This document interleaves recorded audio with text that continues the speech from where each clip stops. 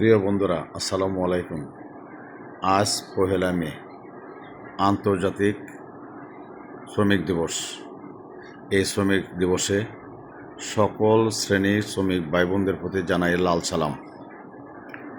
আজ ২ যুগেরও বেশি সময় ধরে এই শ্রমিক রাজনীতির সাথে সংশ্লিষ্ট থাকায়, নিজে একটি নগণ্য কর্মী হিসেবে কাজ করার কারণে যে তিক্ত অভিজ্ঞতা হয়েছে, তা থেকে বলতে পারি শ্রমিক তার ন্যায্য অধিকার থেকে বঞ্চিত। ১লা মে আসে, ১লা মে যায়, শ্রমিকেরা রাস্তায় নামে, তার অধিকারের কথা বলে। এইটুকুর ভিতরেই মনে হয় যে সব কিছু সীমাবদ্ধ থেকে যায়। বাংলাদেশের স্বাধীনতার পর থেকে আজ অবধি প্রায় ৫৪ বছর শ্রমিকরা তাদের ন্যায্য অধিকার পায়নি। আইনে যেটুকু আছে তার ১০ ভাগ পেলেও শ্রমিকরা অনেক উপকৃত হতো।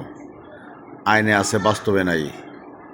শ্রমিকদের পক্ষে শ্রম মন্ত্রণালয়ের অধীনস্থ যে শ্রম অধিদপ্তর রয়েছে, সেখানেও সরকারের লোক সংখ্যা খুবই নগণ্য, যার ফলে তাদের পক্ষে সকল কারখানা, মিল, ফ্যাক্টরি দেখা সম্ভব হয়ে ওঠে না। যেটুকু উঠে সেইখানেও শুভঙ্করের ফাঁকি রয়েছে, আইনের বাস্তবায়ন নেই। শ্রমিকদের পক্ষে একটি শ্রম মন্ত্রণালয় রয়েছে, সেই শ্রম মন্ত্রণালয়ে শ্রমিক কোনো কারণে গেলে বা মামলা করলে দীর্ঘ সময় অতিবাহিত হয়ে যায়। যদিও খুব স্বল্প সময়, ৬০ দিন বা ২ মাসের মধ্যে মামলা নিষ্পত্তি করার কথা থাকলেও সেটি ৬ বছরেও শেষ হয় না।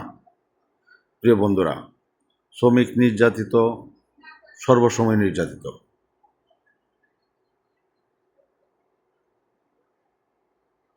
শ্রমিক নির্যাতিত যখন হয়, সর্বসময় নির্যাতিত থাকে।